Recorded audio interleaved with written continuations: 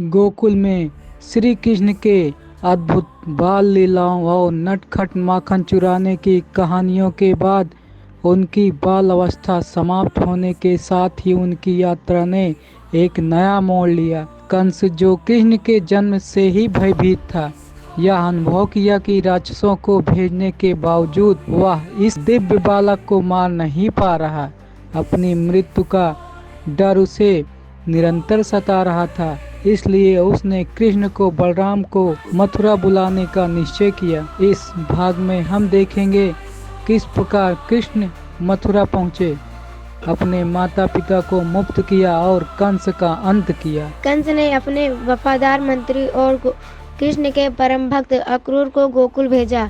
अक्रूर जानते थे कि यह बालक साधारण नहीं है, बल्कि स्वयं भगवान विष्णु का अवतार है।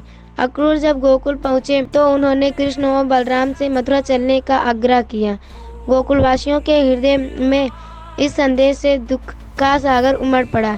यशोदा माता और नंद बाबा की आंखों में आंसू थे, क्योंकि वे अपने प्रिय कृष्ण को जाने देना नहीं चाहते थे। गोकुल की गोपियों और गोपाल भी कृष्ण के वियोग में विलाप करने लगे।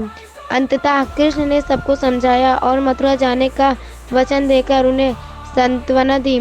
इसके बाद अक्रूर जी के रथ में बैठकर श्री कृष्ण और बलराम मथुरा के लिए रवाना हुए। रास्ते में यमुना नदी के तट पर अक्रूर जी ने स्नान करने का निश्चय किया। जब उन्होंने जल में डुबकी लगाई तो उन्हें आश्चर्यजनक रूप से कृष्ण और बलराम का दिव्य रूप दिखाई दिया। वे दोनों शेषनाग पर विराजमान थे। अक्रूर ने यह समझ लिया कि ये दोनों कोई साधारण बालक नहीं, बल्कि स्वयं भगवान विष्णु और शेषनाग के अवतार हैं। मथुरा पहुंचते ही कृष्ण और बलराम ने शहर में भ्रमण किया। वे वहां की सभी दुकानों और बाजारों में घूमे। उनकी आभा इतनी तेज थी कि मथुरा के लोग उनके प्रति आकर्षित हो गए। इसके बाद कृष्ण और बलराम को पता चला कि कंस ने सभी नगरवासियों को बुलाया है ताकि कुश्ती प्रतियोगिता का आयोजन किया जा सके। यह कंस का चाल था ताकि वह कृष्ण को मार सके। कंस ने श्री कृष्ण और बलराम को मारने के लिए दो विशालकाय पहलवानों मुष्टिक और चाड़ू को नियुक्त किया। कंस का विचार था कि ये पहलवान कृष्ण और बलराम को आसानी से हरा देंगे। जब कृष्ण और बलराम ने अखाड़े में प्रवेश किया तो वहां उपस्थित मथुरा के लोगों ने उनका उत्साहवर्धन किया। कंस के पहलवानों मुष्टिक और चाड़ू बड़े शक्तिशाली थे, लेकिन कृष्ण और बलराम ने अपनी बाल शक्ति से ही उन्हें पराजित कर दिया। मुष्टिक और चाड़ू को हराने के बाद कृष्ण ने कंस के सिंहासन की ओर बढ़ते हुए कहा, हे कंस, तेरा अंत अब निश्चित है। यह सुनकर कंस भय से कांप उठा। वह अपने सैनिकों को कृष्ण पर हमला करने का आदेश देने लगा।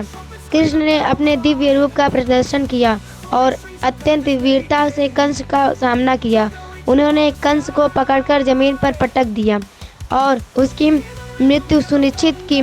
इस प्रकार श्री कृष्ण ने अपने जन्म का उद्देश्य पूर्ण किया और मथुरा को कंस के अत्याचारों से मुक्त। कंसवध के बाद कृष्ण और बलराम ने अपने माता पिता देवकी और वासुदेव को कारागार से मुक्त किया। देवकी और वासुदेव ने अपने पुत्रों को देखकर उनके चरणों में नमन किया।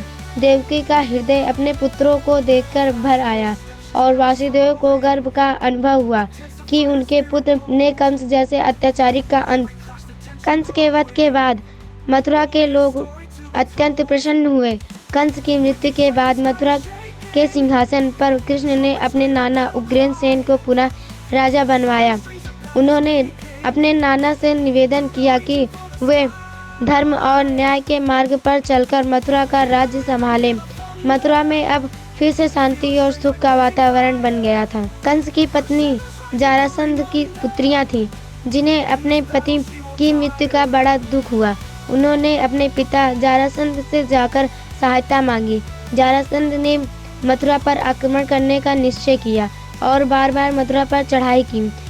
कृष्ण ने प्रत्येक बार मथुरा की रक्षा की, लेकिन जरासंध के लगातार आक्रमण से मथुरा के निवासियों को कष्ट होने लगा।